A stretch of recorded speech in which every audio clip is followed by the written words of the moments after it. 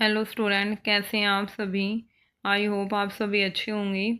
आज हम English composition का टॉपिक पढ़ेंगे, रिपोर्ट राइटिंग। अ रिपोर्ट और a factual description based on verbal input method. की जो रिपोर्ट होती है या फिर जो फैक्चुअल डिस्क्रिप्शन होती है वो क्या होती है, वर्बली इनपुट होता है। कि वर्बली हमने जो एक्सप्लेन किया है वो होता है। क्योंकि रिपोर्ट राइटिंग क्या होती है, कोई पास्ट का इवेंट होता है जो पहले से घटित हो चुका है और हम अब उसके बारे में बता रहे हैं। इसीलिए रिपोर्ट हमेशा पास्ट टेंस में लिखी जाती है और वर्बली हम उसको एक्सप्लेन कर रहे हैं। A report is a description of an event which is already over. Report वो इवेंट होता है जो पहले से ही घटित हो चुका है, ऑलरेडी वो हो चुका है complete. About to take place, जिस प्लेस पे होना था, जहाँ पे भी वो इंसिडेंट हुआ वो कंप्लीट हो चुका है। दस report is a clear expression of an event. Report क्या होती है, क्लियर एक्सप्रेशन होते हैं किसी इवेंट के, कि उस इवेंट में क्या हुआ था क्लियरली हम एक्सप्लेन करते हैं one by one, step by step. It is a commentary on the event और incident either seen by the reporter himself or collected first hand information from the eyewitness। Report क्या होती है, कोई commentary होती है किसी इवेंट पे या किसी इंसिडेंट में जो जो या तो रिपोर्टर ने खुद अपनी आंखों से देखा है उसको, या उसने उसके बारे में फर्स्ट हैंड इंफॉर्मेशन कलेक्ट की है। फर्स्ट हैंड इंफॉर्मेशन क्या होती है, जो एक्चुअल वहाँ पे पर्सन थे उनसे हमने पूछा है कि यहाँ पे क्या घटित हुआ था। वो क्या उसके आई विटनेस होते हैं। ठीक है, तो रिपोर्ट क्या होती है, या तो रिपोर्टर ने हिमसेल्फ खुद देखी हो, या वहाँ पे जो लोग थे आई विटनेस थे उन्होंने देखी है और उससे हमने सारी इंफॉर्मेशन कलेक्ट की है। और उस इंफॉर्मेशन कलेक्ट करने को क्या कहते हैं, जो आई विटनेस होते हैं, first hand information. Reporting need a good communication abilities. Reporting में क्या होता है, सबसे पहले किसकी नीड होती है, हमें एक अच्छे कम्युनिकेशन की, कि हमारी जो बोलने की जो पावर है, जो योग्यता है वो अच्छी होनी चाहिए। A report should be self contained. Report क्या होती है, खुद हम उसको हमें खुद एक्सप्लेन करना चाहिए। It must be vivid clear brief और टू द पॉइंट। जो रिपोर्ट राइटिंग होती है वो क्लियर होनी चाहिए, ब्रीफ में होनी चाहिए, टू द पॉइंट होनी चाहिए, डिफरेंट डिफरेंट वे होने चाहिए उसको एक्सप्रेस करने के। It highlight some incident event और एक्सपीरियंस। रिपोर्ट में हम क्या हाईलाइट करते हैं, या तो किसी इंसिडेंट के बारे में, या किसी इवेंट के बारे में, या फिर हमारा कोई पास्ट का एक्सपीरियंस है, वो भी हम किस में बताते हैं, रिपोर्ट राइटिंग में ही बताते हैं। Two types of report writing. Report writing के टू टाइप्स होते हैं। फर्स्ट होता है न्यूज़पेपर रिपोर्ट, कि हम न्यूज़पेपर में कोई रिपोर्ट डलवा रहे हैं। सेकंड होता है रिपोर्ट फॉर स्कूल मैगजीन, या हमारी स्कूल की जो मैगजीन है उसमें हम कोई रिपोर्ट, अपना कोई पास्ट का इवेंट डाल रहे हैं। नेक्स्ट है ये मेकिंग नहीं भाई, यहाँ पे आएगा marking, MARKING। Marking scheme of the report writing. कि रिपोर्ट राइटिंग होती है उसमें हमें कैसे मार्क्स मिलेंगे, हेडिंग के कितने मार्क्स है, बॉडी ऑफ द रिपोर्ट के कितने मार्क्स है, कंक्लूजन के कितने मार्क्स हैं। तो वो है, फर्स्ट है फॉर्मेट। फॉर्मेट का 1 मार्क्स मिलेगा हमें। It contains a catchy heading to attract the attention of the readers. कि सबसे पहले जो रिपोर्ट होती है उसका एक बहुत ज़्यादा अट्रैक्टिव हेडिंग होनी चाहिए, ताकि जो रीडर है वो उसको वो अट्रैक्ट करे। कैची हेडिंग, बहुत ही ज़्यादा पावरफुल उसकी हेडिंग में दम होना चाहिए, कि जैसे कोई हेडिंग पढ़े तो वो सारी रिपोर्ट को भी पढ़े, उसका ध्यान अट्रैक्ट करे। ऐसी हेडिंग होनी चाहिए कि रीडर का ध्यान अट्रैक्ट करे वो। नेक्स्ट है कंटेंट। कंटेंट के कितने मार्क्स हैं, 4 मार्क्स। व्हेन इट हैपन्ड, कि जो हमारा कंटेंट है, जो रिपोर्ट है, वो कब घटित हुई। व्हाट हैपन्ड, क्या घटित हुआ उसमें। हाउ इट हैपन्ड, और वो कैसे घटित हुई। What were the casualties, injured and death etcetera, कि उसमें कितने घायल हुए, कितने को चोट लगी और कितने की डेथ हुई। ये सारी की सारी चीज़ें हमें किसके बारे में पता चलती हैं, बताती हैं रिपोर्ट के बारे में। कि मान लो सड़क पे कोई एक्सीडेंट हो गया था, तो हम वहाँ पे नहीं थे। तो हमने वहाँ पे जो लोग खड़े हुए थे उनसे पूछा कि यहाँ पे क्या हुआ। उन्होंने आई विटनेस थे वो, उन्होंने सारा एक्सीडेंट देखा था, उन्होंने हमें बता दिया। तो वो क्या हुई, फर्स्ट हैंड इंफॉर्मेशन। फिर हमने उससे पूछा कि यहाँ पे कैसे घटित हुआ, एक्सीडेंट कैसे हुआ, किसकी गलती थी, इसमें कितने घायल हुए। तो ये सारी चीज़ें जब हम एक्सप्लेन करेंगे तो इसके हमें 4 मार्क्स मिलेंगे। The description of the event including the account of the I witness if any. वो कह रहा है कि जो किसी इवेंट की जब हम डिस्क्रिप्शन देते हैं वो भी इंक्लूड की जा सकती है। आई विटनेस ने जो हमें इंफॉर्मेशन दी है वो सारी की सारी इंफॉर्मेशन हम रिपोर्ट राइटिंग में डाल सकते हैं, हमें डालनी चाहिए। नेक्स्ट है एक्सप्रेशन। एक्सप्रेशन के कितने मार्क्स मिलेंगे भाई, 5। Written in third person I is not to be used. वो ये कह रहा है कि हमेशा जो रिपोर्ट होती है वो थर्ड पर्सन में लिखनी चाहिए, और इसमें जो फर्स्ट पर्सन है वो यूज नहीं किया जाता। फर्स्ट पर्सन मतलब आई और usually simple past tense is used. इसमें क्या किया जाता है, सिंपली जो पास्ट टेंस है वो यूज किया जाता है। और मैंने अभी इसका रीज़न भी आपको बताया था। रिपोर्ट हमेशा पास्ट टेंस में इसलिए लिखी जाती है क्योंकि जो रिपोर्ट का जो इवेंट होता है वो पहले से, जो घटना होती है वो पहले से घटित हो चुकी होती है पास्ट में। ग्रामेटिकल एक्यूरेसी, हाँ रिपोर्ट में हमेशा ग्रामर का ध्यान रखा जाता है कि उसमें ग्रामेटिकल बिल्कुल एक्यूरेसी होनी चाहिए, एप्रोप्रिएट वर्ड्स होने चाहिए और स्पेलिंग भी होनी चाहिए करेक्ट। उसके हमें कितने मार्क्स मिलेंगे, 2.5 मार्क्स। और 2.5 मार्क्स और किस चीज़ के मिलेंगे, coherence and the relevant of ideas and style, कि उससे जो हम जिसके बारे में हम रिपोर्ट लिख रहे हैं उस घटना से रिलेटेड हमने कितने और अदर आइडियाज़ डालने हैं और उनका क्या स्टाइल था, इसके भी हमें 2.5 मार्क्स मिलेंगे। नेक्स्ट है भाई factual description.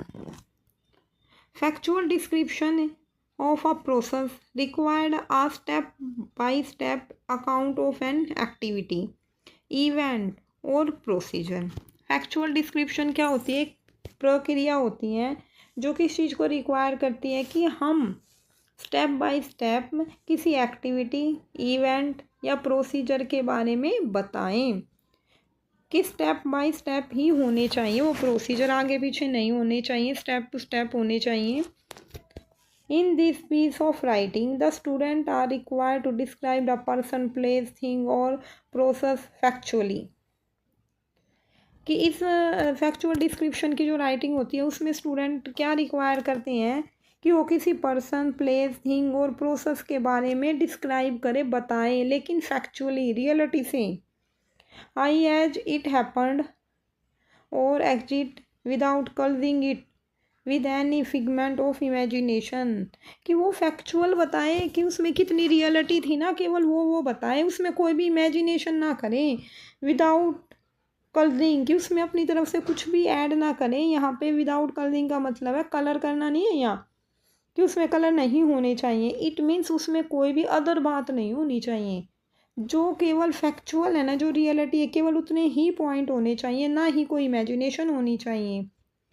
The sequence of step must be strictly maintained while describing activity like following a recipe or experiment। कि इसके सीक्वेंस में क्या क्या चीज़ें आती हैं, जो हमें इसके जो स्टेप है ना वो स्ट्रिक्टली मेंटेन करते हैं, कि स्ट्रिक्टली वो फॉलो ही होने चाहिए, स्टेप बाय स्टेप ही होनी चाहिए, नहीं तो वो फैक्चुअल डिस्क्रिप्शन गलत हो जाएगी। जैसे हम इसमें किसी एक्टिविटी को डिस्क्राइब कर रहे हैं, मान लो हमने कोई रेसिपी है कि अब हम ये बता दें कि आलू की सब्ज़ी कैसे बनती है, हमें ये बताना, तो हम स्टेप बाय स्टेप बताएंगे ना। अगर हमने एक भी पॉइंट मिस कर दिया तो वो रेसिपी अच्छी नहीं बनेगी।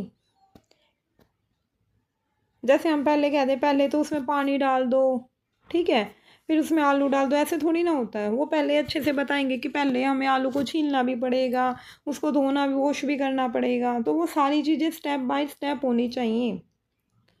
एन एक्सपेरिमेंट, या हमारा कोई एक्सपीरियंस है वो भी फैक्चुअली ही होना चाहिए।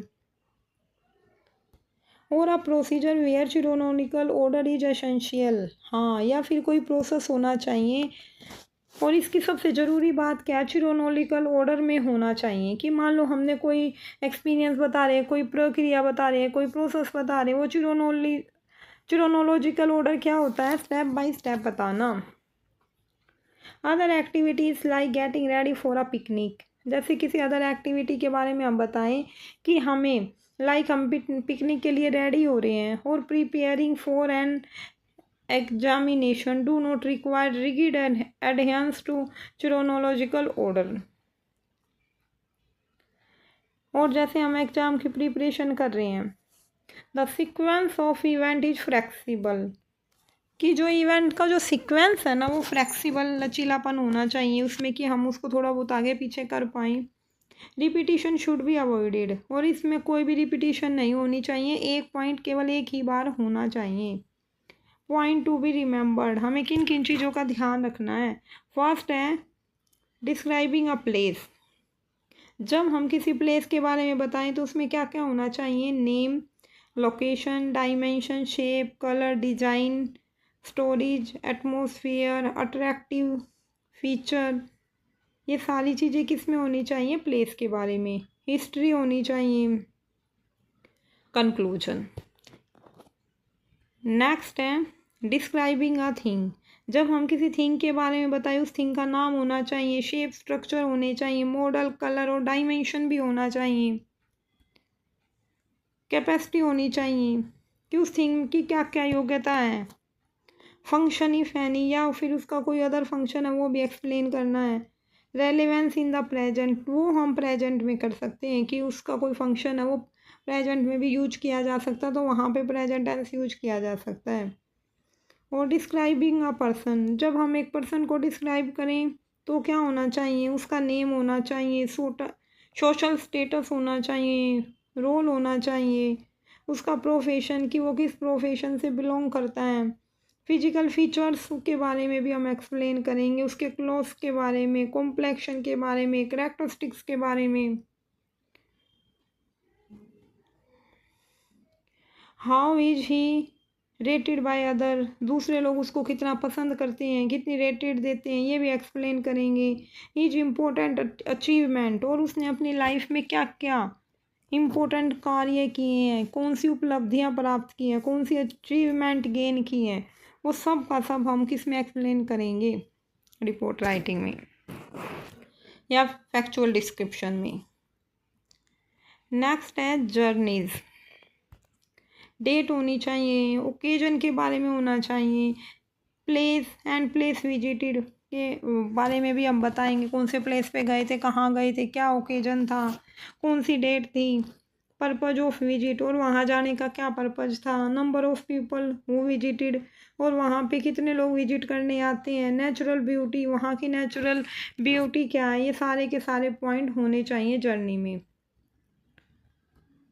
क्लाइमेट कंडीशन, वहाँ की क्लाइमेट कंडीशन कैसी है, अट्रैक्शन ऑफ दैट प्लेस, और इस प्लेस का सबसे ज़्यादा अट्रैक्शन क्या है, अट्रैक्टिव चीज़ क्या है, how to reach the place, और इस प्लेस पे कैसे पहुँचना है, ये सारी बातें हम बताएंगे। प्रोसेस राइटिंग, फिनोमिनन और प्रोसीजर्स आर इन्वॉल्व, कि इसमें केवल जो घटना है और जो प्रक्रिया है केवल वही इन्वॉल्व होनी चाहिए। It is always return in third person और इन पैसिव वॉइस, कि ये हमेशा थर्ड पर्सन में रिटर्न होनी चाहिए, पैसिव वॉइस में।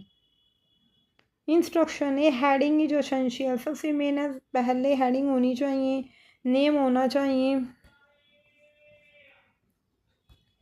Step involve in sequence, sequence में हर स्टेप को इन्वॉल्व करना है। टेंस इज यूजुअली प्रेजेंट, इसमें प्रेजेंट टेंस होता है, किस में होता है, फैक्चुअल डिस्क्रिप्शन में। ऑब्जेक्टिव और टू द पॉइंट और कंक्लूजन, इसमें ऑब्जेक्टिव भी होने चाहिए, टू द पॉइंट होना चाहिए, और लास्ट में कंक्लूजन होना चाहिए फैक्चुअल डिस्क्रिप्शन में। अब मैं आपको एक एग्जांपल बता देती हूँ, जैसे जीवन वर्मा और Jyoti as is a student of class 12th of Herbert Collin school Gurgaon है, जो भी नाम है ना, एक चीज़ और ध्यान रखना, कोई भी कंपोजिशन हो, report writing, letter, notice, advertisement, उसमें जो एड्रेस और जो नेम दे रखा है वही हम अपनी रिपोर्ट राइटिंग में या कंपोजिशन में यूज करेंगे। जैसे यहाँ ज्योति और जीवन। हाँ, picnic was arranged for class 12th two October. वो कह रहे हैं कि एक पिकनिक का आयोजन किया गया, अरेंज की गई है, ठीक है, अक्टूबर के लिए, क्लास 12th की। He and she writes his and her experience of the picnic for the school magazine। जो पिकनिक अरेंज की गई थी, जो हो चुकी है, उसका एक्सपीरियंस बताना अपनी पिकनिक का स्कूल मैगजीन के लिए। वर्ड लिमिट होगी 100 to 125 वर्ड्स। तो कैसे लिखेंगे देखते आओ। देखो, थ्रिलिंग पिकनिक, ज्योति वही नाम यूज किया ना, क्लास 12th। ऑन 8th अगस्त 2000, जो भी है वो डाल देंगे। वी हैड ए थ्रिलिंग और अ सैड एक्सपीरियंस, कि वहाँ पे मेरा बहुत ज़्यादा भयानक और उदास भरा एक्सपीरियंस रहा। इट वॉज थ्रिलिंग इसलिए कॉम्प्लिकेटेड था, because all the student of class 12 went to the picnic together, क्योंकि क्लास 12 के जितने भी स्टूडेंट थे वो साथ में पिकनिक में गए थे। एंड सैड, और उदास में इसलिए थी, because this was our last picnic together, क्योंकि ये हमारी लास्ट पिकनिक है एक साथ में। After this we will all be leaving school, इसके बाद हम सब स्कूल को छोड़ देंगे। And seeking our career in different direction, और अपनी डिफरेंट डायरेक्शन में अपने करियर को आगे बढ़ाएंगे। The journey from school to Appu Ghar was very एन्जॉयरेबल, कि जो हमारी जर्नी थी स्कूल से लेके अप्पू घर तक वो बहुत ज़्यादा इंजॉयरेबल थी, खुशनुमा थी। At the entrance a band was tied on everyone's wrist and we were all left free to enjoy rides with the direction to return at 1:30 PM near the Appu columns to go to ice splash for ice dance। वो कह रहे थे कि जैसे ही हमने entrance किया, हमारे सभी की कलाई पर, रिस्ट पर एक बैंड को बांध दिया गया और हम सबको फ्री छोड़ दिया गया कि हम कहीं पे भी जाएं, कोई राइड करें, किसी भी डायरेक्शन में जाएं। लेकिन 1:30 PM पर नियर अप्पू घर जो कोलम है वहाँ पे हमें वापस आना है आइस डांस के लिए। Coupons were given to the student for a soft drink and burger, सभी स्टूडेंट को कूपन दिए गए सॉफ्ट ड्रिंक और बर्गर के लिए।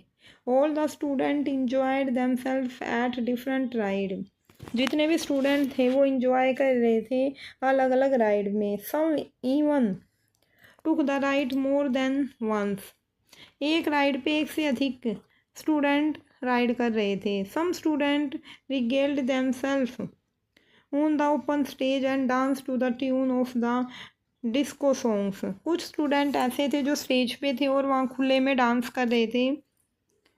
दे were 2 other schools as well and they mixed up well with us, thus enhancing the enjoyment manifold times। वो कह रहे कि वहाँ पे 2 अदर स्कूल भी आए हुए थे, वे हमारे साथ मिक्स हो गए और उन्होंने हमारे इंजॉय को और ज़्यादा बढ़ा दिया। At 1:30 PM we all assemble for the most entertaining part of the picnic. 1:30 पे हम दोबारा से इकट्ठे हो गए पिकनिक के सबसे इम्पोर्टेंट जो एंटरटेनिंग पार्ट था उसके साथ, द आइस डांस, कि वहाँ पे आइस डांस हो रहा था। Student dance like mad intoxicated with joy and thrill। The lucky draw was held at 4 PM। सभी स्टूडेंट ने फुल इंजॉय किया, बिल्कुल मैड होकर डांस किया, और जो लकी ड्रॉ था वो हेल्ड होना था 4 PM पे। 3 स्टूडेंट एंड द 3 टीचर्स वोन प्राइजेज, 3 स्टूडेंट को और 3 टीचर्स को प्राइज़ मिले, उन्होंने प्राइज़ जीता। All good things have to come to an end, सब सारी जितनी भी थी सारी चीज़ें अच्छी थी एंड तक। As it left us sad, जब हम वहाँ से जा रहे थे तो हम सारे के सारे उदास हो गए। But our last picnic ending on a happy note. लेकिन हमारी जो लास्ट पिकनिक थी वो कैसी थी, हैप्पी नोट पे, हम सभी बहुत ज़्यादा खुश थे। तो स्टूडेंट ये एक मैंने आपको एग्जांपल देके बताया कि एक पिकनिक थी और उसके बारे में हमें कैसे रिपोर्ट को लिखना है। नेक्स्ट मैं एक फैक्चुअल डिस्क्रिप्शन बता रही हूँ आपको। You are Prakash and Pratibha of doctor Radhakrishnan international school Karnal. Your school has recently added a new dimension of your school structure by building a well-equipped auditorium. Write a factual description of the auditorium for your school magazine. कि आप प्रकाश या प्रतिभा हो, यहाँ से school से हो और उसके बारे में आपको एक फैक्चुअल डिस्क्रिप्शन लिखनी है। सबसे पहले हम लिखेंगे a new dimension. Prakash class 12th का जो स्टूडेंट है। The school has added a feather to its cap in the new session. Year डाल देंगे in the shape of a majestic well plan auditorium. कि हमारा स्कूल है वो एक वेल प्लान ऑडिटोरियम बनाने के बारे में सोच रहा है। It is fully air condition. ये पूरा का पूरा एयर कंडीशनर होगा। It is a beautiful hexagonal double stories structure. The main hall has the capacity to hold 600 students and balcony can accommodate 700 students। कि ये बहुत बड़ा हॉल होगा। इसकी कैपेसिटी होगी कि इसमें एक बार में 1600 स्टूडेंट बैठ सकते हैं और जो बालकनी है उसको भी ऐड कर दिया जाए तो 700 स्टूडेंट और। There are 3 antechamber projection room and the 4 well equipped green rooms. इसमें बहुत क्या होगा, चैम्बर होंगे, प्रोजेक्टर होंगे, अच्छे अच्छे रूम होंगे 4। The stage at the centre is elevated और the revolving tastefully decorated with brocade curtain. कि जो स्टेज होगी वो सेंटर में होंगी, डेकोरेशन होगी वो बहुत ज़्यादा अच्छी होगी, कर्टेन भी बहुत ज़्यादा ब्यूटीफुल होगी। The floodlights and the internal hidden mics and the glamour to the whole। कि इसमें माइक भी होंगे, लाइट्स भी होंगी, ग्लैमरस हॉल होगा ये। The acoustics of this air condition hall are a class in itself. यहाँ पे हम क्लास भी लगा सकते हैं। The auditorium is a self-contained unit with all modern facilities under the roof and the first of its kind in the area। कि जो auditorium होगा वो सेल्फ कंटेन यूनिट होगा, अपनी खुद की उसकी मॉडर्न फैसिलिटी होगी उस ऑडिटोरियम में, उसकी रूफ भी मॉडर्न होगी और एक काइंड एरिया होगा। तो स्टूडेंट ये था आज का टॉपिक जिसमें हमने पढ़ा है रिपोर्ट राइटिंग और फैक्चुअल डिस्क्रिप्शन। तो अगर आप इस फॉर्मेट से लिखेंगे तो आपका एक भी मार्क्स नहीं कटेगा। कि अच्छे से हेडिंग लिखना, सब कुछ उसमें डालना, बॉडी ऑफ द पार्ट को अच्छे से एक्सप्लेन करना। तो आई होप आज की क्लास आपको अच्छी लगी हो। तो like share and subscribe my channel. और इसकी जो PDF का लिंक है वो मैंने डिस्क्रिप्शन में डाल दिया, वहाँ से आप डाउनलोड कर लेना। मिलते हैं एक अगली क्लास में, उस तब तक के लिए thank you so much and bye.